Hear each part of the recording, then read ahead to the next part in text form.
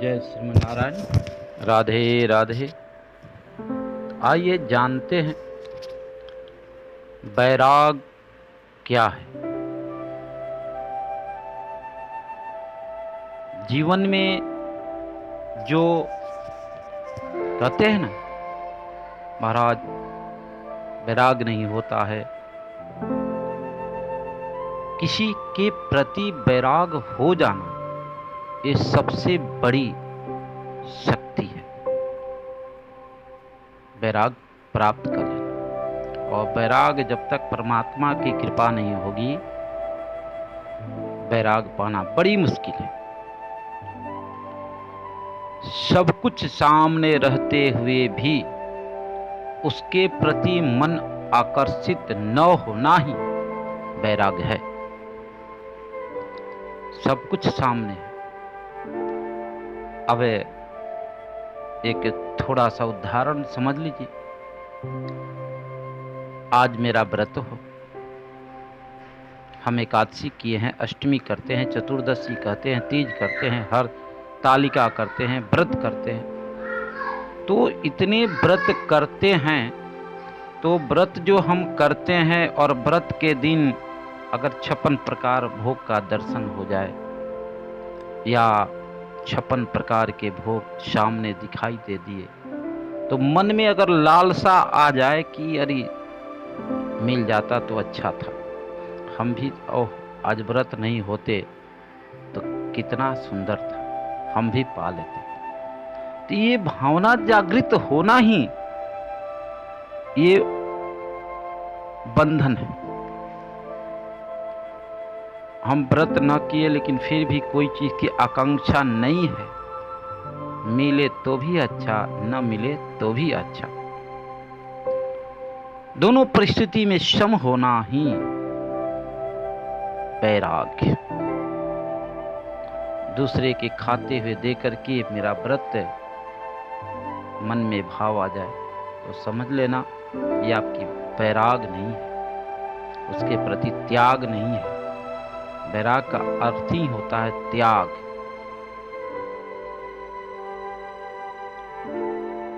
एक बार उद्धव जी महाराज भगवान कृष्ण के चरणों में जाकर के साष्टांग दंडवत किए और प्रार्थना किए, हाथ जोड़ करके कहते हैं, प्रभु एक बात बताएं, आप तो इस धराधाम को छोड़ के चले जाएंगे और यहां फिर बैराग के प्रति थोड़ा सा प्रकाश डालें। बैराग आगे कलयुग आने वाला है, प्राणी कलयुगी हो जाएंगे और फिर वे प्राणी कलयुग में रह करके कैसे भगवान के प्रति भक्ति होगी, उनका आप में प्रेम कैसे होगा, ये सब प्रश्न करके मौन हो जाते हैं। भगवान कृष्ण मुस्कुराए और बोले कि देखो हे उद्धव, संसार के प्रति वैराग हो जाए और मेरे प्रति अनुराग हो जाए, यही जो है वैराग्य है।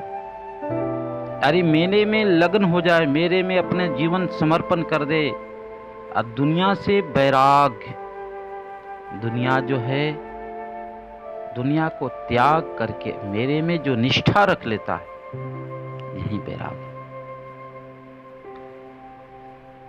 जीव के अंदर काम की गति जो बढ़ती है,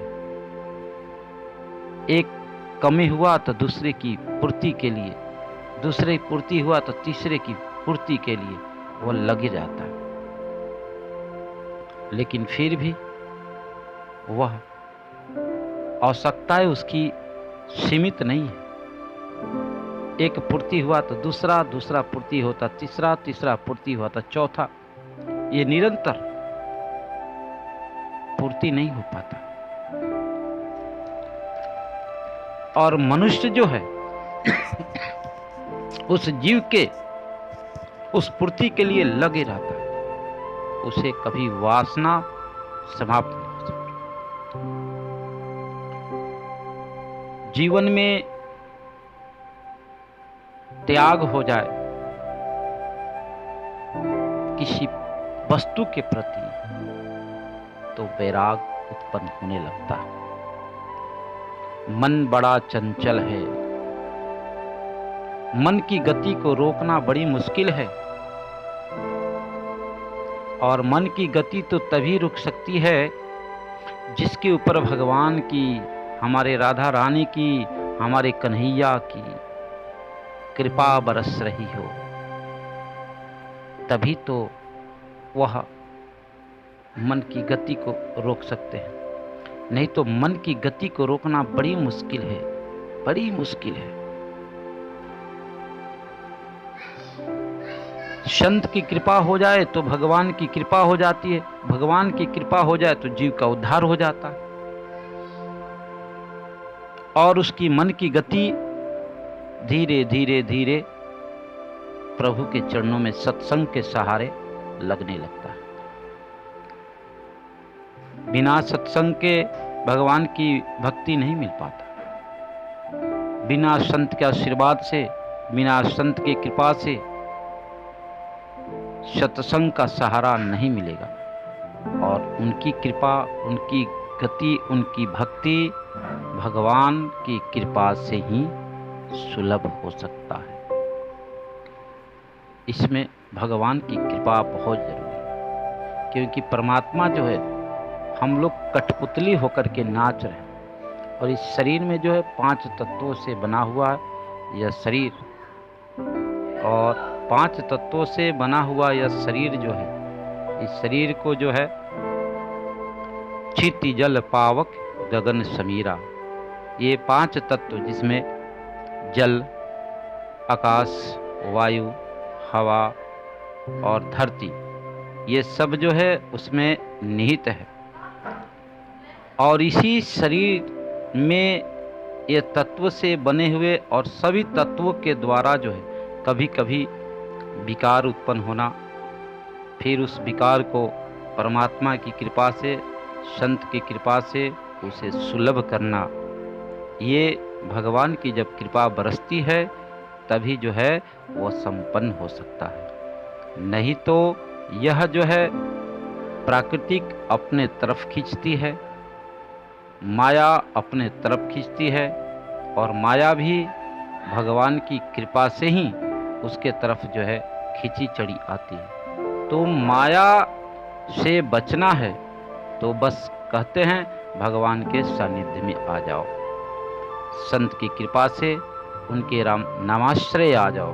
नाम ही एक ऐसा शक्ति है जो जीव को उद्धार कर सकती है और वैराग्य की ओर भी वो ला सकती है।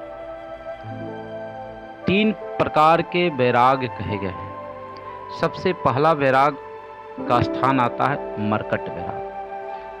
मनुष्य को जल्दी वैराग होता नहीं, और जिस दिन मनुष्य को वैराग हो जाए तो समझ ले वह भगवान का सच्चा भक्त हो जाता है। तो वैराग समाप्त होगा कैसे? तो कहते हैं वैराग की 3 गति है। भगवान कृष्ण उद्धव जी को समझाते हुए कहते हैं, हे उद्धव, वैराग की 3 गतियां। सबसे पहला मरकट वैराग। मरकट को आप देखते हैं, मरकट यानी बंदर। बंदर का बच्चा अगर मर जाए तो वो बच्चे को गोद में लेकर के डोलते फिरता है, छोड़ता नहीं है, क्योंकि उसके प्रति इतना वैराग नहीं है। वह उसको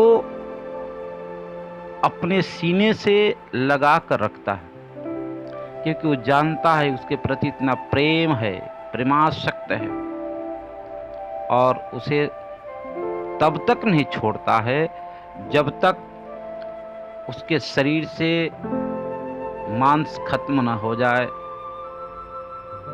रक्त खत्म न हो जाए, तब तक सीने से चिपकाए रखता।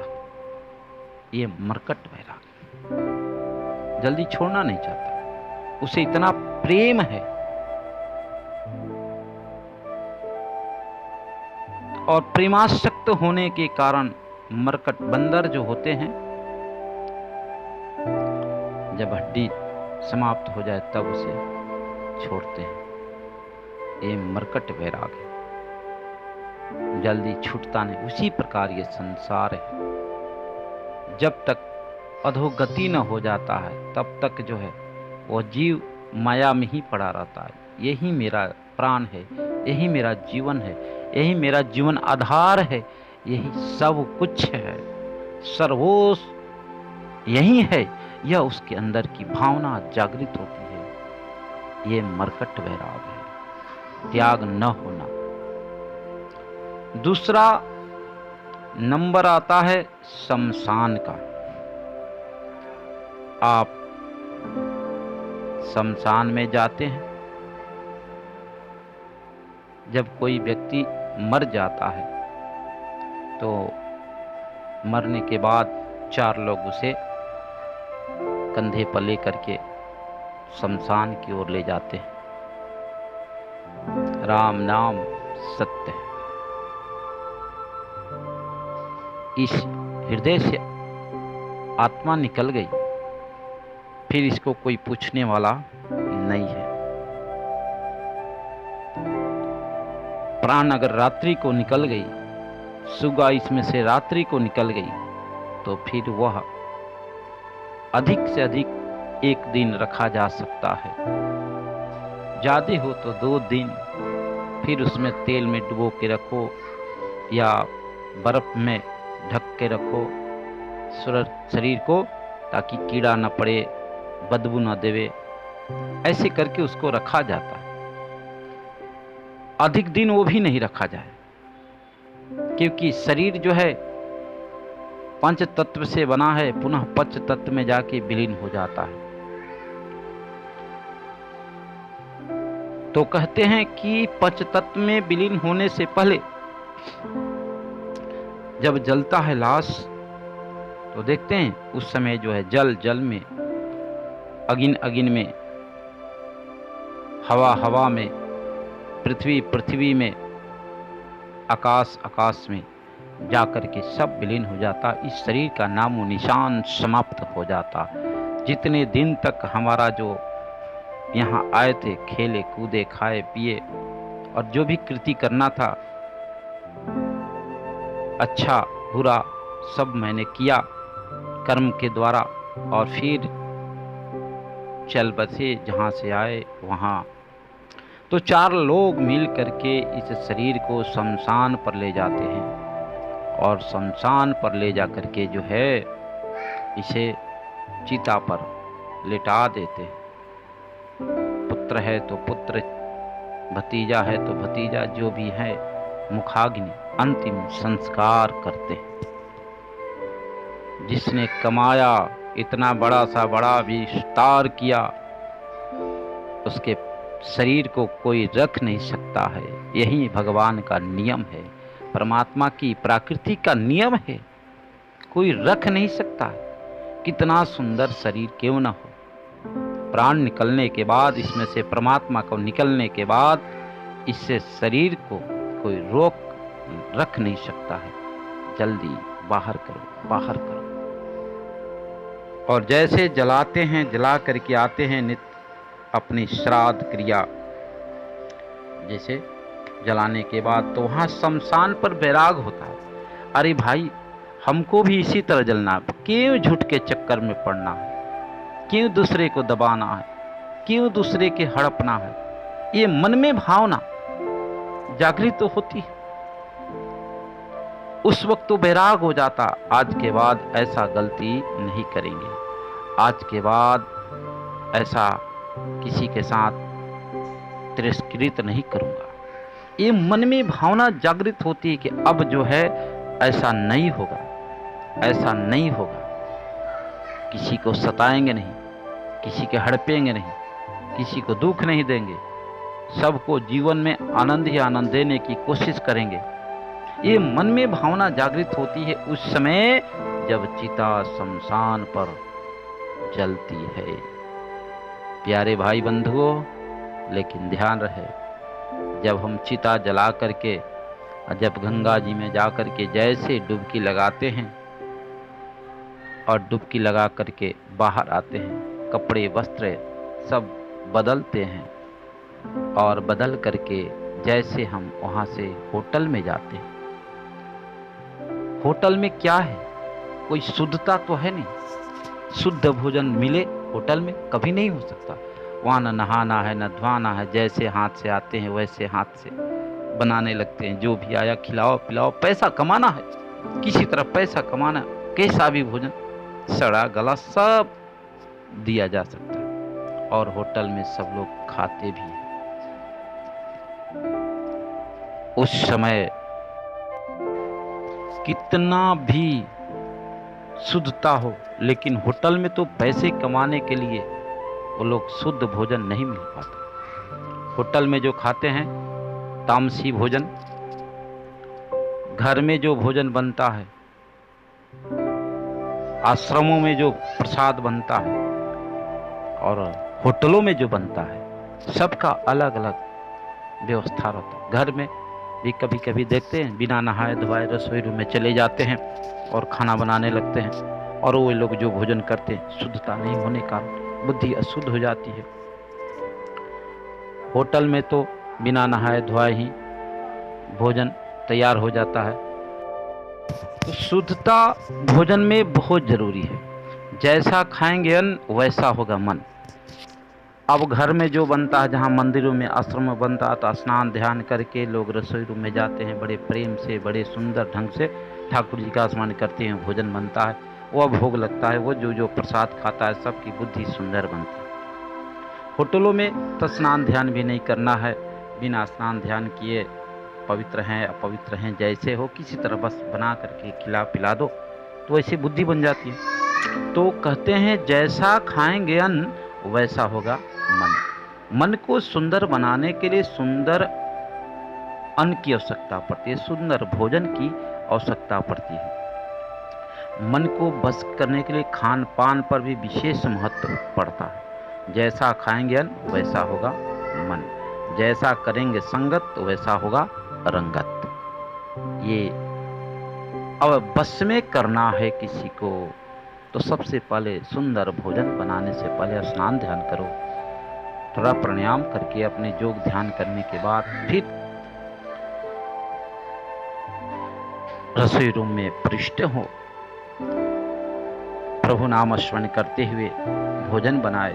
भोजन बन जाए तो थोड़ा सा तुलसी जल डाल देवे और भोग लगावे और वह प्रसाद अपने परिवार को खिलाए पिलाए। देखिए आपका परिवार जो है कितना सुंदर बुद्धि होगा, सात्विक होगा। भोजन बनाने वाला का विचार क्या चल रहा है, कितना शुद्धता से बनता है, कहाँ से आया है अन्न, ये सब विचार करना चाहिए। मन को शुद्धि करना है तो विचार करना जरूरी है। शुद्ध भोजन शुद्ध अन्न, नहीं तो मन में विकृतियां आ जाती। एक बार ऐसे ही कहीं एक महात्मा किसी गांवड़े में चले गए, तो वहां ऐसे किसान के घर पे चले गए जो किसान का चोरी करके किसी तरह परिवरिश करना, कहीं कहीं से चोरी करके लावे। तो महात्मा जी भी उसी दरवाजे पर चले गए। वह किसान तो था, दयालु था, जानता था कि अतिथि सत्कार सबसे बड़ी सत्कार है, अतिथि देवो भव। ऐसे मन में विचार करके उसने तुरंत जो है अपने पत्नी को, घरवाली को आदेश दिए, देवी संत पधारे हुए उनकी स्वागत करे। अब उसने मलकिनी जो है तुरंत जा करके 4 फुलका तैयार करती है, महात्मा जी के समक्ष में फुलका और शाग ले आकर के प्रस्तुत की। महात्मा जी बस तुरंत भोग लगाए और प्रसाद को पा गए। अब तो प्रसाद पा गए, पा करके फिर वहां से कुछ विश्राम किए और चल पड़े। रास्ता में जब कुछ दूर गए तो एक उनका ही जजमान जो उनके घर पधारे, वहां जाकर के उन्होंने, उनकी भी मलकिनी बड़ा भव्य स्वागत करती है। राजा थे, धनाढ़ थे, महात्मा जी की बड़ी सेवा सत्कार हुआ। वहां एक सोने के चैन लटका हुआ था खुट्टी पर। महात्मा जी ने देखा और देख करके मन में चोरी करने का भाव जागृत हुआ और वह हार को चोरी कर लिए। देखे इधर उधर कोई नहीं है तो बस उठाए, लेके चल दिए, झोला में डाल दिए।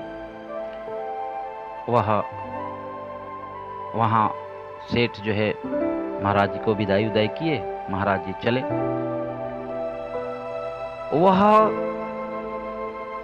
मन में विचार करने लगे। जब वहां अपने घर पहुंचते हैं तो मन में विचार आया, वाह, आज तक मैंने कभी चोरी नहीं की, आज मुझे ऐसा भाव कैसे जागृत हुआ। जैसे वह स्नान ध्यान किए, संध्या वदन किए, विचार बदल गया। और जैसे विचार बदला वह तुरंत सोचे, ये हार को जितना जल्दी हो पहुंचाओ। और वह हार को ले करके वह सेठ के पास पहुंचे। सेठ से कहे, सेठ, मुझसे बड़ा अपराध हो गया, ये चैन का हार मैंने चोरी करके रख लिया अपने झोले में। अरे भाई ले जाओ, गलती से रखा गया, अब कम से कम तुम ऐसा करो, यह हार को तुम अपना हार रख लो। ये बात सेठ नहीं जानता, सेठानी नहीं जानती। सेठानी के पास गए, सेठ बोला, अरे महाराज जी के झोले में हार, महाराज जी चोरी। सेठानी गलत तो भाव नहीं, लेकिन चलो, अगर जीवन में कोई गलती हो जाए और गलती को जो स्वीकार कर लेता है, सबसे बड़ा वही व्यक्ति है। और जो गलती करे, गलती करते रहे, बार बार गलती हो, बार बार गलती पर गलती, गलती पर गलती, गलती पर गलती होते जाए, तो कहते हैं जो बार बार गलतियां होती जाती है, गलतियां को नहीं सुधारते हैं, तो जिसके कारण जो है हमारी अंतिम क्षण जो है बड़ा कष्टदायक हो जाता है। उन्होंने बार बार उस गलती को सुधारने के लिए, एक बार गलती हो जाए सावधान हो जा, दूसरी बार हो जाए तुरंत सावधान, तीसरी बार एकदम कड़क सावधानी रहो। भाई ऐसा गलती होता कैसे, विचार करो। वह महात्मा जी जो हैं, अपने गलती का एहसास हुआ, और जैसे गलती का एहसास होता है वह तुरंत जो है सेठ जी से अपनी सारी, उसने कहा कि देखो भाई, पता नहीं मेरे मन में ऐसी भाव कैसे आया, मैं आपके हार को उठा करके अपने झोले में रख लिया। मैंने जिंदगी में आज तक कभी ऐसा गलती नहीं किया। उसने कहा तो कोई बात नहीं, होता है। फिर उसने विचार करने लगी कि मैंने इससे पहले जो भोजन किया, पता करे भोजन कैसा था। अब वो महात्मा जी जो है हार को दे करके वहां सीधे उस किसान के घर पहुंचते।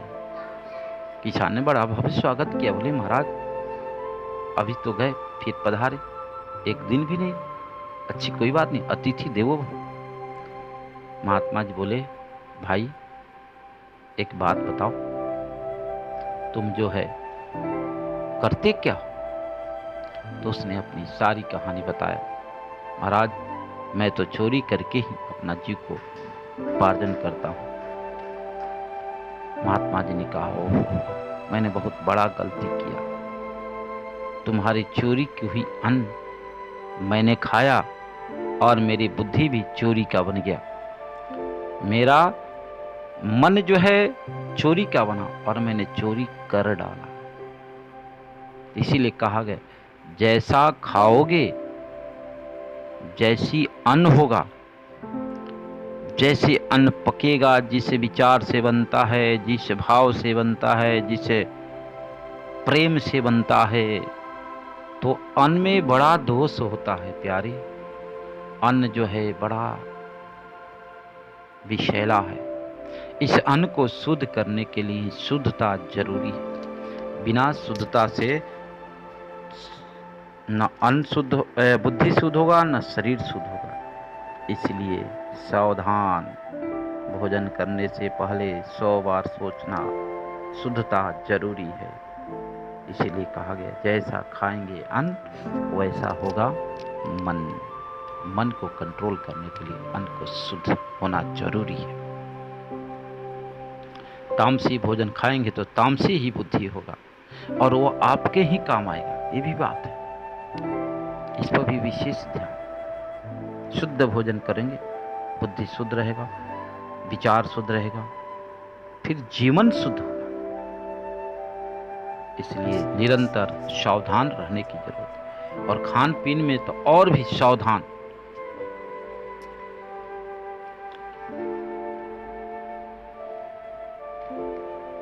संगत से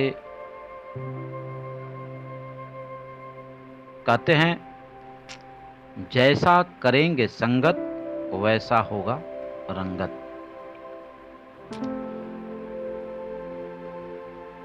संग भी अच्छों के करेंगे तो अच्छा ही होगा, बुरे के करेंगे तो बुरा ही होगा। इसलिए जब भी संगत करे अच्छे लोग का करे, नहीं तो जीवन बिगड़ने में समय नहीं लगता है। ऐसी कितनी कहानियां हैं। अगर संगत अच्छों का है और दृढ़ विश्वास और दृढ़ संकल्प है तो हम कुछ भी कर सकते हैं। अगर संगत गलत है और दृढ़ विश्वास भी नहीं है, संकल्पित नहीं, तो फिर हमको भी बिगड़ने में समय नहीं लगता। और संगत, अच्छा संगत असमय पर उस व्यक्ति को आनंदित कर देती है। इसलिए कहते संगत जो हो खूब सुंदर अच्छा संगत बनाए। मन के गति को रोकने के लिए संगत जरूरी है, संगत से जुड़ाव है। अगर आपका संगत अच्छों का नहीं है तो आपको बिगड़ने में समय नहीं लगेगा। क्योंकि जल जो है अगर 10 ताला ऊपर चढ़ाना हो तो परिश्रम करना पड़ता है, अगर नीचे गिराना हो तो बस एक ईंट हटाइए, सारा का सारा जल 10 मिनट में समाप्त। अच्छों का संग करोगे, कहीं भी रहोगे फले फूले रहोगे, आनंदित रहोगे। कहीं संगत बिगड़ गई तो आपको सुधरने में भी समय लग जाएगा, नहीं सुधर पाओगे जल्दी। कहीं भगवान की कृपा हो जाए तो ही सुधर पाओगे, नहीं तो सुधारना बड़ी मुश्किल हो जाती है। एक बार ऐसे ही एक पिता अपने बेटा को डांट दिए। सौतेला बाप अपने बेटा को डांट दिए। वह बेटा घर द्वार छोड़ा, गुस्सा में आया, घर द्वार छोड़ दिया। संगत अच्छों का था। घर द्वार छोड़ने के बाद भी अगर सही रास्ता है तो जीवन में एक लक्ष्य है तो मंजिलें हमारी प्राप्त होगी अच्छी संगत के कारण। उसने तुरंत घर द्वार छोड़ करके बस पर बैठा दूसरे देश प्रांत में चला गया। भगवान की भक्ति, पूजा की शक्ति उसके साथ, माता पिता का आशीर्वाद तो था ही। चला गया वहां भी एक महात्मा से संपर्क हुआ। महात्मा जी उसे अपने घर ले गए और पूजा पाठ करने का वह बच्चा वहीं रह करके पढ़ाई लिखाई करने लगा। कुछ वर्षों के बाद मन में लगन होने का वह बहुत विख्यात हुए। माता पिता को बाद में पता चला, माँ सौतेली माँ भी थी, फिर भी उसे स्वीकार की। माता पिता के ठोकर लगते ही ज्ञान भी हो। कभी ऐसा होता है तो ध्यान रखना, घबराना नहीं। हो सकता है उसमें आपकी बड़ाई होने वाला, आपकी भाग खुलने वाला। अगर कोई डांट देवे, अगर कोई आपको समझा रहा है तो समझने की कोशिश करो, न कि उसके बात को विचार में मत लाओ। और उसे स्वीकार करके तो कभी कभी बदलने का ये मौका भी होता है। और आज वह बच्चा जो है अच्छे संस्कार पा करके योग्य ज्ञानी बना। तो जीवन में कभी ऐसी स्थिति आती है तो घबराओ नहीं, ये ध्यान रखना चाहिए। तो कहते हैं व्यक्ति को जीवन में वैराग तो होता है। अब वहां शमशान में जाकर के वैराग तो हुआ, लेकिन वह वैराग अधिक देर तक टिकने वाला नहीं रहा। अन्न की दूषित के कारण बुद्धि पुनः दूषित हो गई, और जैसा नियम, जैसा व्यवस्था, वैसी व्यवस्था में वह पुनः जीने लगा। यही जीवन की एक कहानी है। ज्ञान थोड़े देर के लिए ही होता, लेकिन वह हरदम के लिए टिक जाए तो उसका जीवन धन्य धन्य हो जाता है। प्रभु की लीला बड़ी विचित्र है। जब तक संत और महात्माओं की सानिध्य न होगा, सत्संग का आश्रय नहीं होगा, तो जीवन जो है आनंदमय नहीं हो सकता है। और वैराग तभी उत्पन्न होगा जब प्रभु की कृपा हो जाएगी।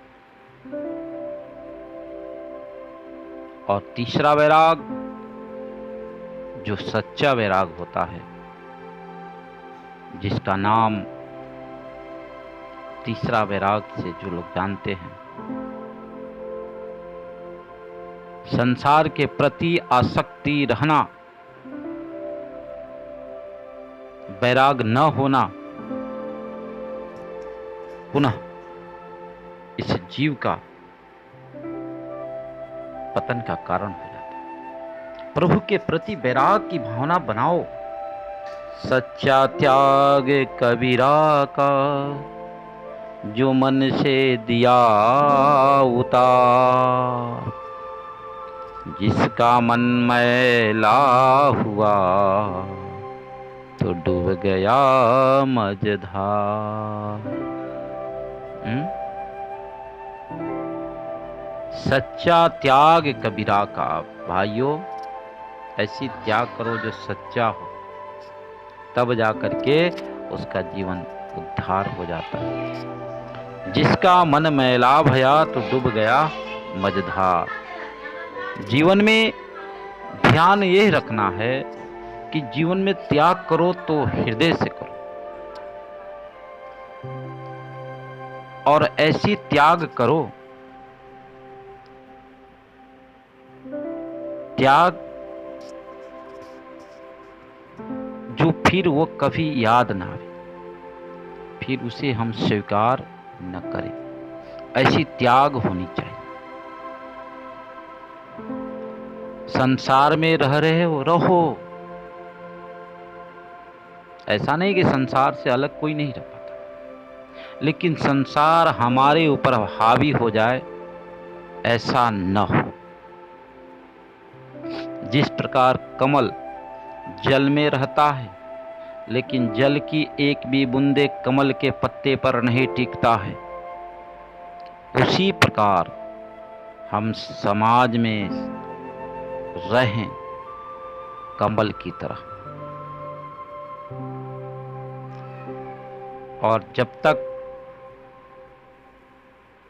वैराग नहीं होगा संसार के प्रति, तो परमात्मा की प्रति अनुराग नहीं होगा। और परमात्मा की प्रति अगर अनुराग हो जाए तो समझ लो आपका सब कुछ प्राप्त हो गया, सब कुछ प्राप्त हो जाएगा बस। और ये तभी होगा जब परमात्मा भगवान के नाम आश्रय हो जाओगे, भगवान के नामाश्रय रहोगे, तो आपका जीवन धन्य धन्य हो जाएगा। आहा हा हा, नामाश्रय बनो। जैसी स्थिति में रहो, जिस परिस्थिति में रहो, परमात्मा जैसा रखे, बस नामाश्रय बनो। भगवान तो यही कहते हैं, बस उनके चरणों में लिपटे रहो। राधे राधे श्यामा श्यामाजू निरंतर बना रहे तो जीवन धन्य हो जाएगा। जीवन और मौत के बीच की जो लीला है वही परमात्मा है। इस परमात्मा के प्रति प्रेमासक्त जब बनोगे, प्रेमाश्रित बनोगे, तो आपका जीवन जो है धन्य धन्य हो जाएगा। इसलिए भगवान के प्रति दुनिया वालों से क्या लेना, प्रभु से मांग, प्यारे सब कुछ देने वाले हैं। अगर वैराग्य संसार से हो जाए, भगवान से अनुराग हो जाए, तो जीवन धन्य हो जाएगा। लेकिन ये समझ नहीं पाते हैं और समय निकल जाता है और अंत में हाथ में लगते हैं शून्य। अंत में पछताने से क्या होता है, पहले ही उस पर आश्रित हो जाओ। ये जीवन है, बहुमूल्य जीवन है। इस जीवन को व्यर्थ न गंवाओ। प्रभु भजन करके अपने जीवन को आनंदमय बनाओ। परमात्मा की कृपा आपके ऊपर बरस रही है, बस उसमें भीगने की जरूरत है। और जैसे उसमें हम भीगेंगे, धीरे धीरे दम रंग पंग हो जाएंगे, तो जीवन हमारा धन्य हो जाएगा। यही जिंदगी है। और इस जिंदगी में बस प्रभु की शरणागति, नामाश्रय, हर काम करो। काम करने के लिए कोई रोक नहीं है, लेकिन मन गोविंद के चरणों में, राधा रानी के चरणों में, प्रभु के चरणों में लगाए रहो। जो काम करना है, यही नाम जो है आपके दुर्गुणों को समाप्त करेगी।